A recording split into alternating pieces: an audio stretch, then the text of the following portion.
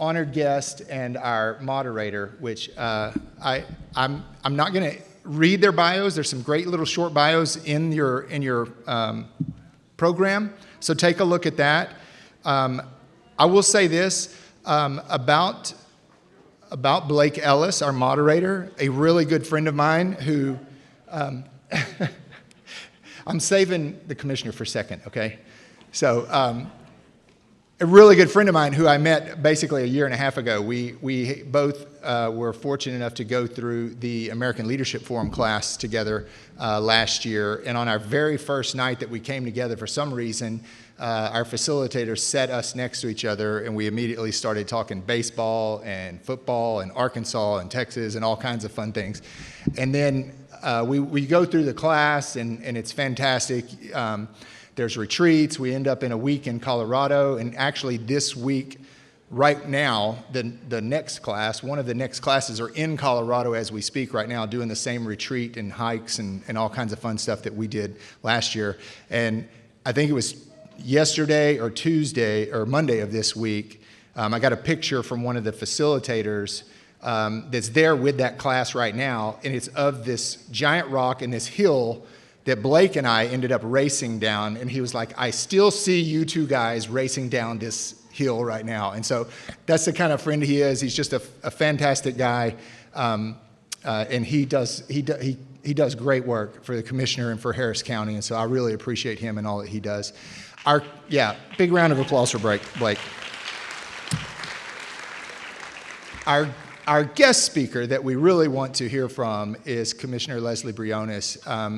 And again, look into the program for her bio, but I'll just tell you this, and I'm sure they'll dive into this, but she was a teacher, she was a judge, she is a lawyer, and I think she has been executive director or run a nonprofit as well, right? So, I mean, just amazing career so far. At the same time, a mother, three daughters, yeah. So she's juggling a lot, right? And at the same time leading the county. And I'm not exaggerating when I say every time that I talk to, whether it's Mayor Whitmire or whether it's Commissioner Garcia or Commissioner Ramsey, the people that we interact with for our work, they all have the same thing to say about Commissioner Briones is she's a leader, she's got a level head, and she's a hard worker, and she's just a really bright star for this county. So help me welcome Blake and Commissioner Briones to the stage.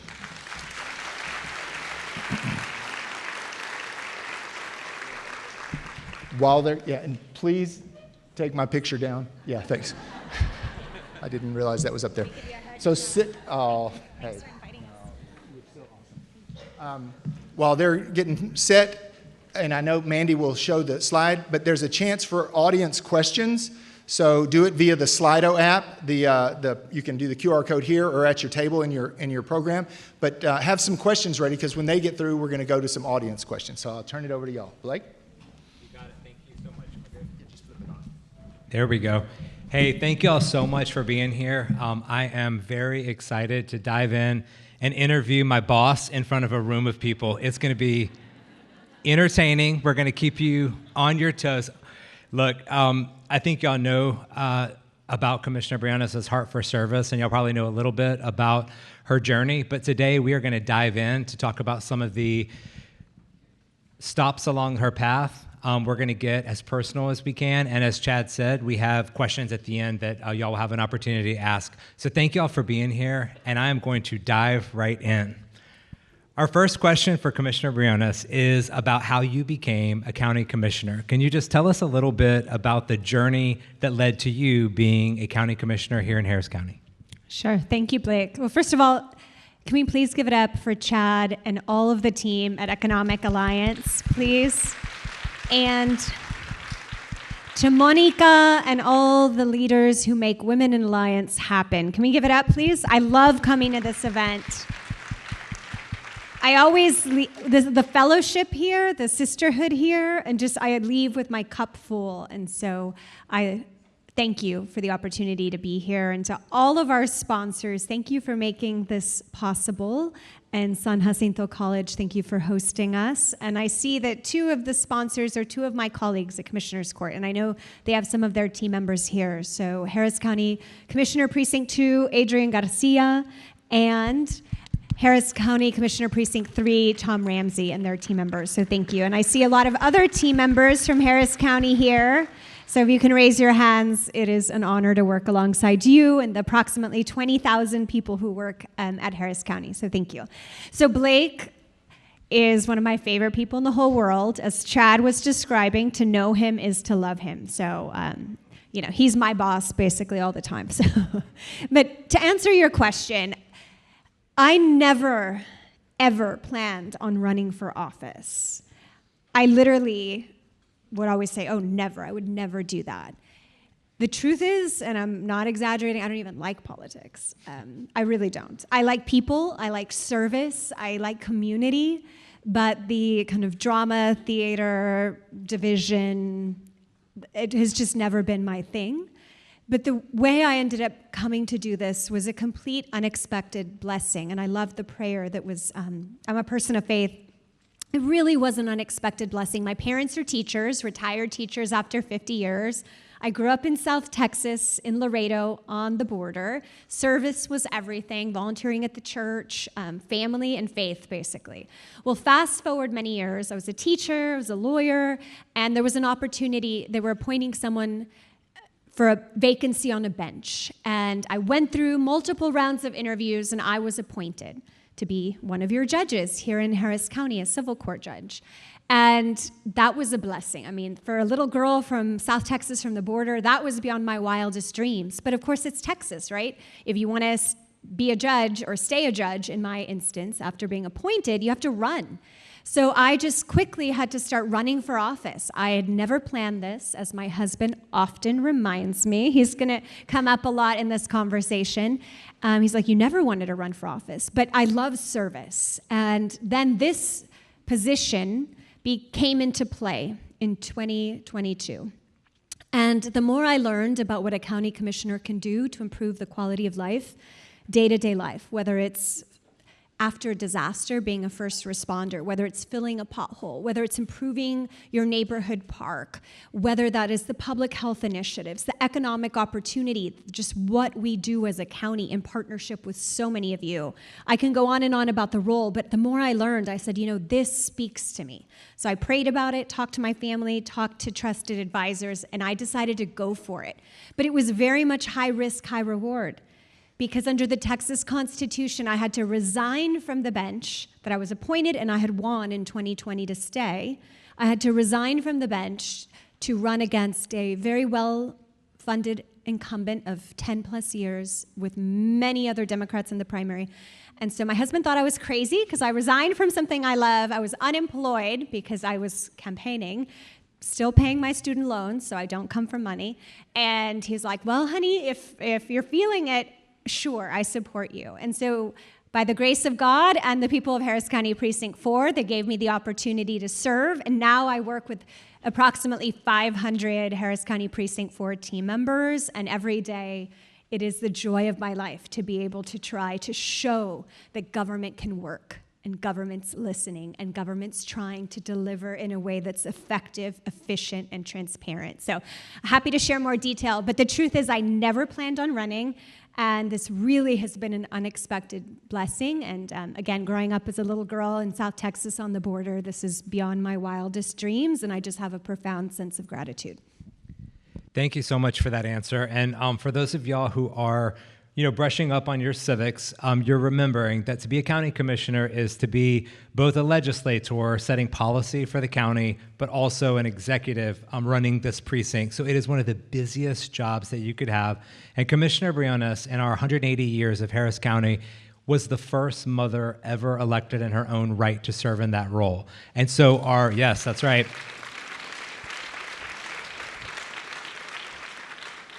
And our next question really goes to the heart of being a mom, but also being one of the most powerful leaders in the state of Texas. And it is, how do you balance work and family as you lead your team at Harris County Precinct 4? Every day is a challenge. And I would love your advice, because I mean, can you raise your hand if you're a working parent? That's the vast majority of this room. So we all know the challenge, we all know the joy, we all know what it's like every day, right? And trying to be your best self for your family, trying to be your best self at work, and trying to be your best self for the community. It is a challenge, again, because this was never expected. My husband, luckily, has been leaning in, and he's a lawyer. He works at a big pipeline company. He works a ton. We have 3 daughters who are amazing, and they're my why. But I often, especially as someone who's super type A, kind of overachiever type, it's really hard, right? To just always have that mom guilt, or to have that guilt that you're not your A+ version all the time, even though you're trying your damnedest, right? And so what I try to do is pray and give myself grace. And more importantly, what I've tried to do is create an environment at our Precinct 4 team, and I'm trying to do it throughout the county, but where we all give ourselves grace, because we need it. And I think that you can be your best self at work when you can show up as your authentic self. When I remember working at a big law firm downtown, and there was not many female partners, much less minority female partners, and I found out I was pregnant. And so I went to this Latina partner thinking, okay, she's gonna be the first one I tell. She was my mentor, or so I thought. And I was gonna have this conversation before I went to go talk to everyone else. And it did not go as I planned. She went on and on and on. How could you do this? How could you do this to your career? After everything we've invested in you. Oh my goodness, this is so soon. On and on and on. Like, why? And why did you do this? As if I could unmake myself pregnant, right? Magically for her career ambitions. And I just stared at her. And I remember thinking at that moment, as this baby lawyer, junior associate, who really needed that job, thinking, oh my goodness, if and when I ever have the chance to lead my own team and set policies for my own team, I will never make someone feel like this. On the contrary, we need to be shifting the paradigm where it is applauded, where you show up as your full self at work, that you're not apologizing. One of my favorite luncheons with y'all in past years was, one of the speakers was don't apologize, right? We should create, and all of you are as leaders in your companies. And so I can go on and on this topic because I feel very passionately about it. But it is okay to be in a meeting and say, I need to go because I have to go pick up my kids, or the daycare called, my baby has a fever. That is okay, right? Because we hire people we trust, we hire people who are excellent, we know they'll get the job done. But we need to be the change. As the most advanced nation in the world, we should also be the most advanced nation in the world in terms of allowing our team members to be their authentic selves, because then we will get the product, we will get better deliverables, right? Better excellence when we do this. So it's a struggle for me every single day when I get home and I'm like, oh, we don't have milk. I'm I feel like a total failure. Why don't we have milk? And I run HEB. I love HEB, by the way, but that's my hobby, is running HEB. That's or the 5 minutes I shower are the only 5 minutes I have to myself, to be honest. And so it's a struggle. But I would welcome the wisdom in this room, because I know we're all trying to figure it out together. And as leaders, I hope we can help our teams co-figure it out, right? Because we don't have the answers, but together we're stronger. I will say this, having the opportunity to work with Commissioner the past 3 years and to kind of build the culture on the team. As a working parent myself, our kids go to school together, and it really is a pleasure to kind of recreate that model, because I think all of us have struggled with that. The only thing I will say is I was comparing my little angels. I have 2 boys. Commissioner has 3 girls. I was comparing my boys' report cards to Commissioner's daughters. And it seems that maybe girls are smarter than boys. But either way, family first, right? So the next question is one I have to change up a little bit, because I see that the question is, what do you love most about what you do? And I know that is, of course, working with me. So I'm going to take that off the table. So aside from that, what is the thing you love most about your job? You stole my answer, Blake. No, I do adore him. He's one of my favorite people in the whole wide world. And my daughters call him Theo Blake and his husband Theo Sean, and he's family to me. So I love Blake and I love my team with my whole heart. So that was my answer. Don't So my make me team cry. really is part of the answer because we have a ball every day. But what I love is going into the community and listening, right? And you can only imagine all the things we hear, right? Good, bad, and ugly, often the bad and the ugly. But that is why we're there. We are there to listen, to hear the concerns, to hear the complaints, to hear the priorities, to listen to the priorities from the community.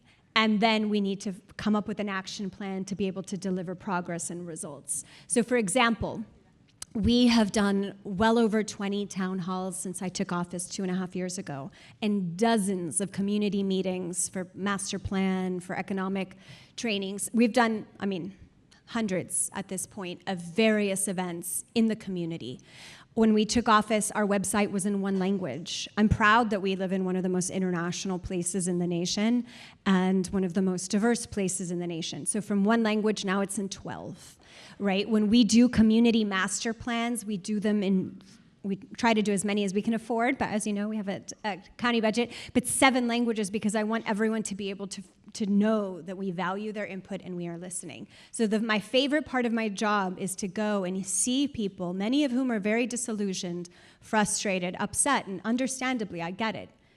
But to be able to show up and say, I'm here, I care, I'm listening, and then to go back into that community and say, hey, we've been able to deliver 20 miles of sidewalk in this area, deliver this drainage project. We've been able to do these trainings. We've increased the participation of women and minority-owned business. And just showing what we're able to deliver based on the priorities that we're hearing from the people. So in sum, what I love is showing this is a government of the people, for the people, by the people. As far as I'm concerned, and as long as the people give me the opportunity to serve. Great answer. So, Commissioner, you mentioned earlier having a tough conversation with someone that you viewed as a mentor. And our next question kind of goes along those lines. What advice do you have for women who are seeking mentorship and networking opportunities? First, be your authentic self. Because whoever is going to mentor, sponsor you, needs to be mentoring and sponsoring you, not some version that you think they want at that place at that time, right? So number one, just be authentically yourself. And if you can't be, then you're probably in the wrong space, right? Like we need to think through different opportunities. Number one. Number two, really, and I'm sure all of you are masterful at this, really see it as a symbiotic two-way street. Because I feel like as mentors, which I'm sure most of us all in this room are, we get out from that relationship as much as we're giving, right? And we need to make sure it is truly something real and a connection versus we've all had those experiences where it's transactional and it just feels very contrived and fake. So when you show up as your authentic self and you seek true feedback or advice, I think that allows that pathway for it really to be more meaningful. And then stay in touch. I know that so many times folks, I've offered, hey, call me anytime, right? I'm here for you. And I'm a teacher at heart. I'm the daughter of a teacher. I used to be an 8th and 10th grade teacher, adjunct at U of H, at Law Center I used to be. And then a lot of folks, so for the younger folks in this room, when people offer, take them up on it and stay in touch. Or if they, send them an article that might remind you of the conversation. Or if they give you advice about X topic, when X topic plays out, for better or worse, circle back and say, hey, thanks for talking me through this. And so just make it real and follow through, I would say. Great answer. And really staying along those lines, talking about the roles that women play leading in business and in community, what strategies or mindset shifts do you think are essential for women to navigate and thrive in competitive, fast-paced environments? So one, execute with excellence, right? And whether it's fair or unfair, we're often having to do more, right? But we all know we can run circles around anyone we decide to enter the space with. Just make sure you deliver with excellence and show up with both a confidence and humility that is unflappable, right? Because there's, as we know, there's just so many stereotypes. And as a mom of 3 daughters, I just hate, raise your hand if this has happened to you, I hate when people call my daughters bossy. And I'm like, nope, they're leaders, right? Like you show up and you just say whatever, because and I love the wonderful men we have around this room, and I have to say my father is the biggest feminist I've ever known. He's the biggest champion of women, truly. Like, I love my dad. He's my best friend. My husband is an amazing feminist. My best friend's amazing feminist. However, men think they're born ready for the most part, right? Like they'll just go and do it. And we often second guess ourselves, right? Am I ready? Is now the time? Victoria and I were just talking, one of my Precinct 2 colleagues, we were just talking about a mutual friend who's a rock star. And she, sometimes we just get in our own heads too much. I'm not ready. This is not my time. Well, let me wait till next time, maybe next cycle. It's our time, period, full stop. One of my other dear friends, I love how she puts it. She says, why not me? Why not me? Why not us, right? Let's step up to that plate and volunteer ourselves. Worst case scenario, we don't win or we fail, but we learn and we're tougher and stronger for it. And we've learned something along the way. So the next time you hear that voice in your head that's not now, not ready, something along those lines, which I know has happened to all of us, try to silence that voice for ourselves and then with all of our friends that seek our counsel. Right? We too were born ready. Why not us? So that's what I would say. Thank you so much. The next question is a little bit more personal, and it's about your leadership journey. As you think back on your career, can you think of a particularly challenging leadership experience you faced, and then let us know how you navigated that challenge? So there's been many, and as I pinpoint which one I want to share, to add on to the last answer, in all of our leadership roles, we need to make sure, and it's going to tie into the story in a second, we need to make sure we're bringing other women and wonderful men allies, women to the table. So for example, in the appointments I have made since being your commissioner, 80% have been women. 80% of the appointments to boards and commissions. So many of these boards had never had a woman. And in the year 2023, 2024, 2025, that is far from unacceptable. And we just need, whether it's in our hiring, in our promotion decisions of our teams, appointments, bringing folks onto boards, make sure we're just always paying it forward to others. Now, one of my hard examples was, again, sometimes we think there's this affinity, right? Oh, well, you're a fellow woman. Of course you're going to be supportive of women. And I have fallen against a hard floor, brick wall, whatever analogy, many a time. So I'll think of one time when I had this boss, a female, again, mother of 3. I'm like, oh, wonderful. This is going to be different this time. We were more or less around the same vintage in terms of age and career. No. It was one of those women that's like threatened by other women. We all know those.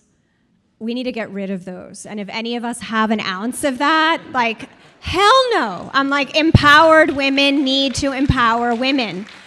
So it was one of those things. I'm always very polite. To me, respect is non-negotiable. And you can say, oh, have you thought of it this way? Or I see it a little differently. Why don't we consider X, right? Like, I'm a litigator by nature, so I can be fierce and depose the hell out of anyone, but that's not how I was being, right? It was a different job, not a lawyer job in this instance. And it was just somebody who just didn't want another strong woman to present ideas. And everything had to be her. And I don't care about credit. I'd like serve it up on a platform to her, and it was just like, I don't want any competition. And it was so... And maybe I'm too idealistic, but I truly believe that women need to support each other, right? We must, because if we're not going to support each other, then we're losing already, right? And on the contrary, I know we have so much to give, and by nature, we tend to be so collaborative, right, and communal. So I want us to make sure that as we grow leaders in our companies or precincts or wherever you may be working, that we're growing the type of leaders, men and women, but the type of people who are always creating space for others' ideas, for others' contributions. And so it's been really hard when sometimes when I just too positively assume that there will be allyship when there is not. So I challenge myself and all of you to make sure we're those type of women that are always bringing others with us. So. Well, for our next question, we have to have a little bit of audience participation. Y'all are an amazing audience so far. So let me ask, raise your hand if you have ever attended or watched virtually Harris County Commissioner's Court. I am very impressed, and I sense that maybe this is not reflective of the entire population, but great work, everyone. So our next question is really to you as a commissioner, and it is, what are the greatest challenges that you're facing right now as a Harris County commissioner, and how do you navigate those challenges? There are many. One is a huge budget deficit that we're navigating as we prepare for this next fiscal year, which starts October 1st. We have public town halls across the county, so I invite you, and you can help us, again, tell us your priorities on where you want your tax dollars spent. So that's a long conversation that I will not spend more time on, but please, if you don't already, look up the office of Commissioner Lesley Briones, Precinct 4, just Google, follow us, because there's so many opportunities to partner with us and provide feedback. So that's one challenge, the fiscal reality. And as somebody who grew up check to check, and my parents at different points in our lives had multiple jobs, in undergrad and law school, I had multiple part-time jobs, plus financial aid scholarships. Like every single dollar, I take it incredibly seriously as a steward of your resources, right? And so how can we find efficiencies? Where can we be more strategic, right? Because to me, asking the public to raise taxes is last kind of option, right? We need to make sure we've scoured the universe in which we are asking all of our departments to suggest cuts to all of them. So anyway, more on that topic. Feel free to join us at our town halls, or you have an open invitation to come to Commissioner's Court. I love it, so we can have fun together and you'll learn a lot. But other challenges are just, again, this sense of kind of disillusionment on, oh, government, nothing will change, nothing will get done, this sort of sentiment that I'm sure you've heard in your families, your neighborhoods. And to me, again, maybe I'm too idealistic, but government must work. It must. And it must work with industry.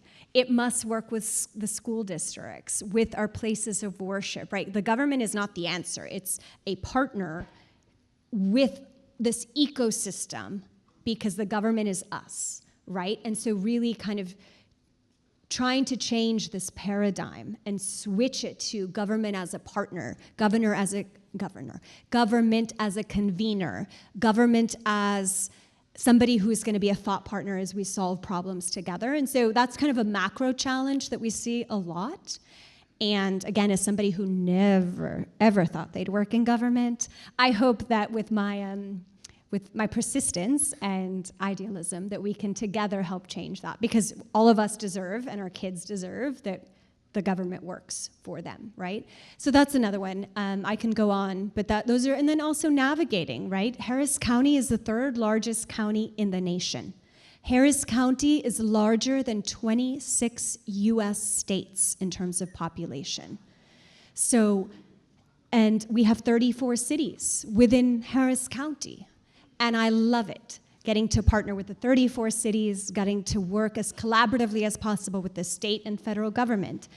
And that also is an intense challenge because of various changes, court decisions, changes in law.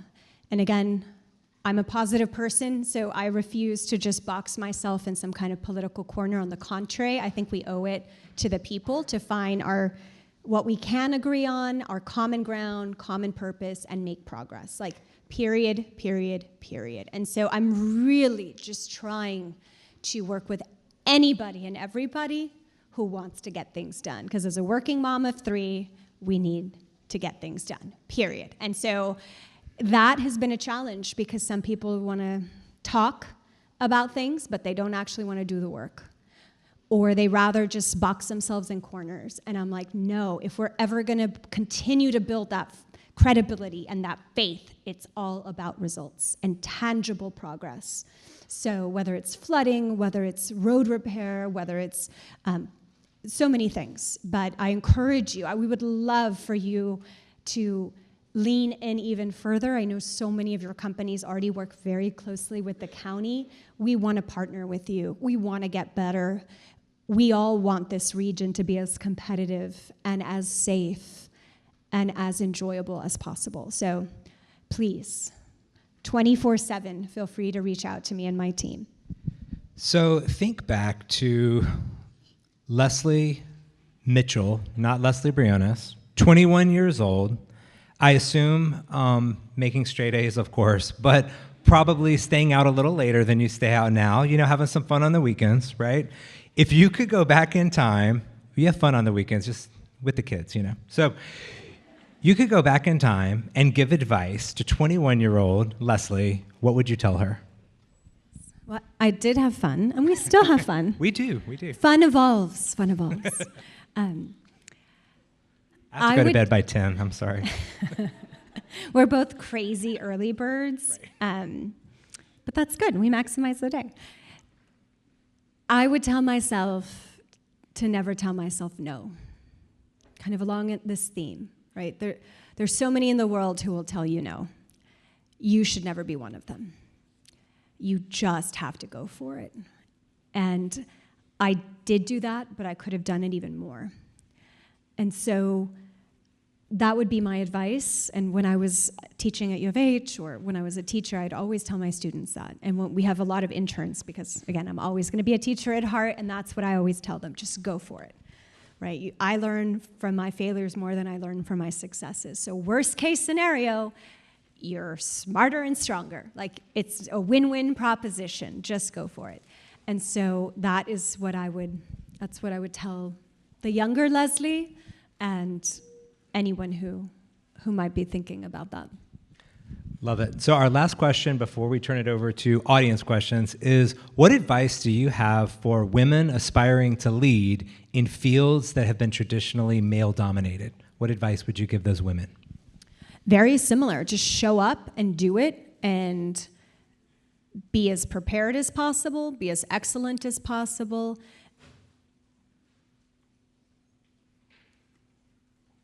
And basically create these drop the mic moments based on just how damn good you will be, right? And so they may be, oh, you got here because blah, blah, blah, whatever. They'll have these myths or, oh, she's good for a woman, or Lord knows what we have all heard, and we don't need to go down that road. But our perspective is invaluable. Our perspective is needed, but it's up to us to step in those spaces. And again, I see wonderful, brilliant women, but I also see brilliant, kind men. And the places, even as commissioner, the folks who encouraged me to run were all men.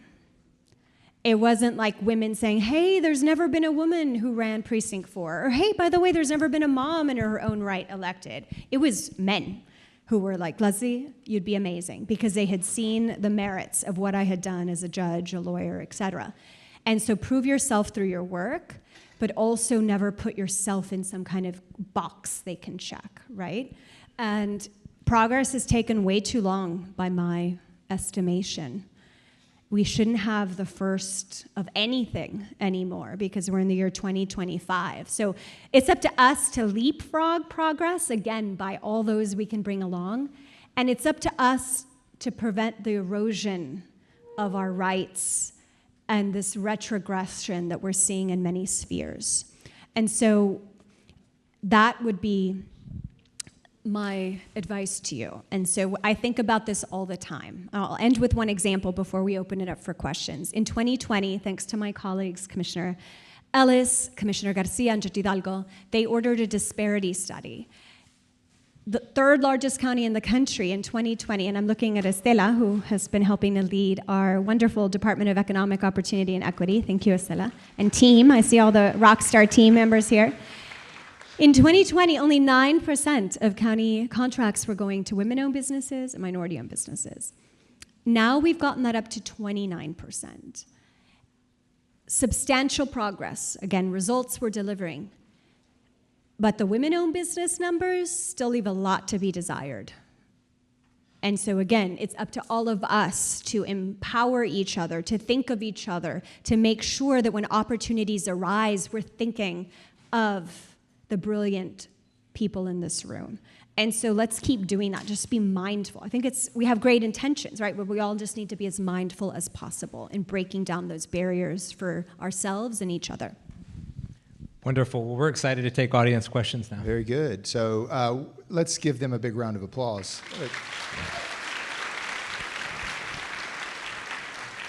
Now, y'all begin to see what I was talking about when I was talking about Lesley and how inspiring she can be. Thank you, Chad. Now, we gave Blake all the easy questions. Here come the tough questions, right?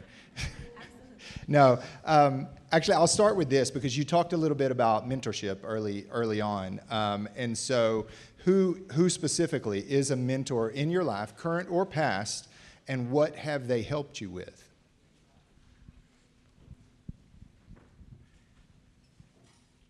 You can't say Blake. Darn, my answer was taken again. Stole it again, right? So I'll say he is a colleague and partner now, but somebody who's been a great mentor since I met him years ago is Commissioner Adrian Garcia. And I'm not just saying it because his team is in the room, but truly. And so I remember back when he was sheriff and just seeing how deeply involved he was in the community. And I remember thinking as a voter, as somebody, again, who is not involved in this world, thinking, wow, we need more of those people who really care about people and being inspired. Fast forward, interviewing, because there was this vacancy on the bench that I was telling you about, interviewed, and I was appointed by Commissioner's Court, ironically. And it was Commissioner Garcia who really advocated. And even when I was appointed, it wasn't like, okay, well, that woman's on the bench, okay, cool, on to the next thing. No, he made sure, and his team made sure that I was supported as a judge, and then as somebody who was gonna have to run, help me navigate these very complex, interesting political world. And then fast forward, now that I'm a colleague on the court, it's wonderful to have a partner who believes in empowering all people, but especially, again, for all the few good men in here, the many good men in here, having men who are going to champion not only men but women. And he's one of those people. And he's done it for me time and time again, and I'm so grateful. So, funny story.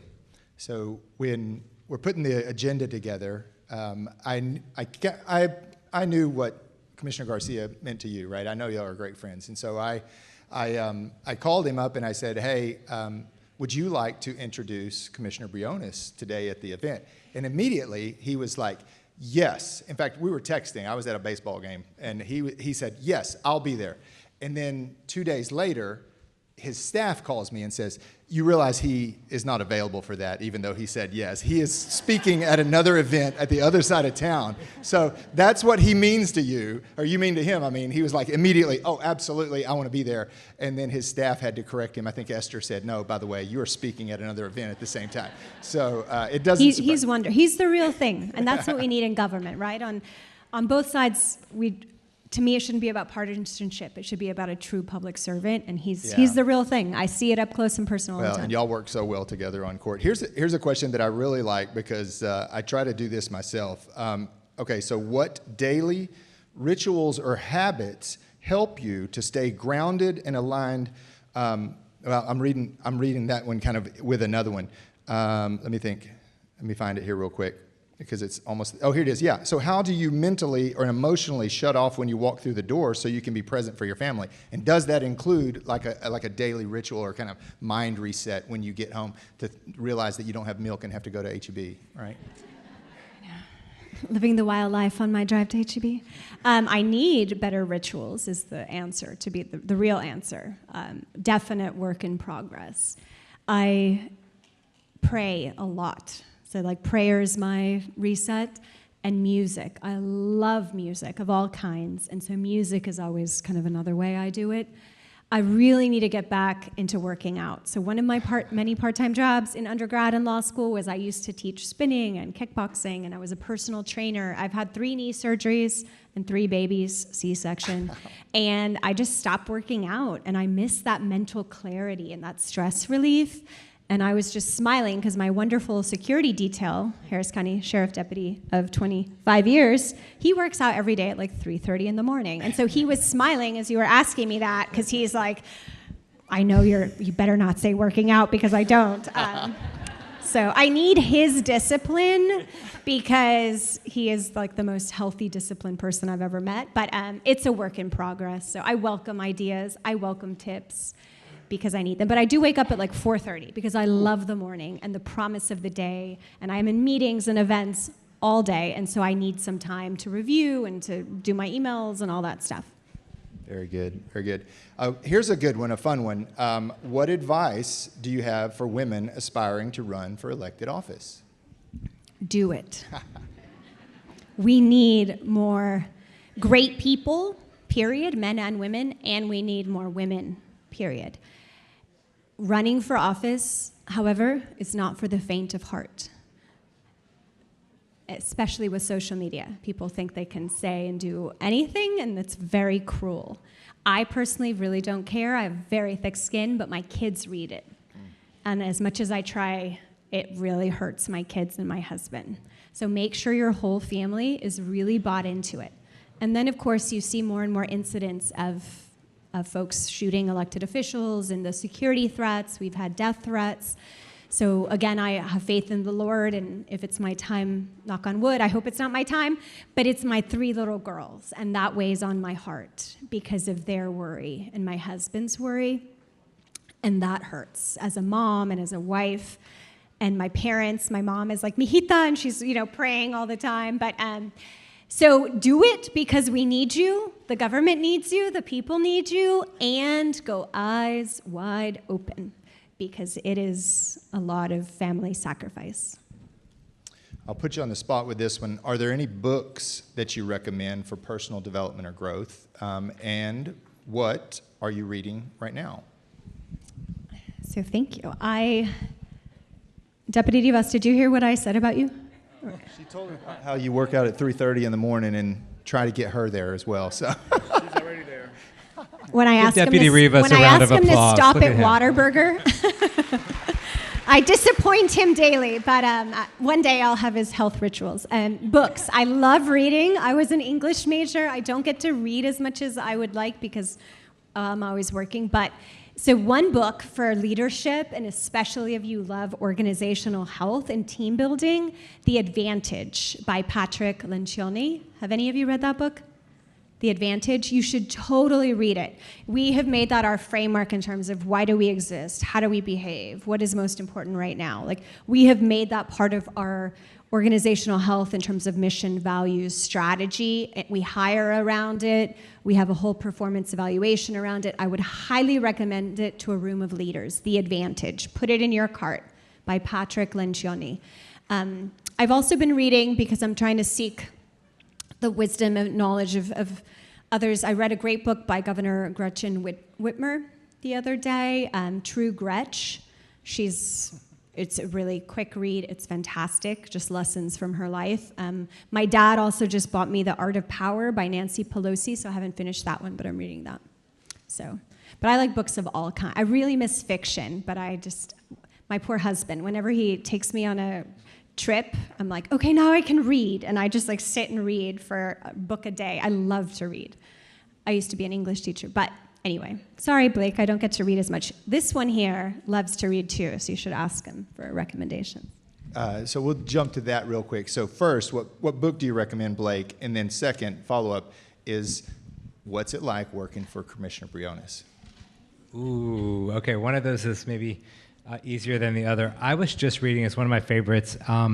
It is a book called Once Upon a Time in Texas. And it's just about what people can do when they come together around the power of an idea, have a few drinks, and have some fun. So that's a great book. It's actually by, if you know Governor Ann Richards. It's by her ex-husband. So he says very positive things about her, but he does say in that book the only time he ever thought about not being a feminist was whenever he was working for the Attorney General of Texas, who was about to run for governor, and he looked on TV and he saw his ex-wife announcing for governor against his boss, and right behind her was his mother and his current wife.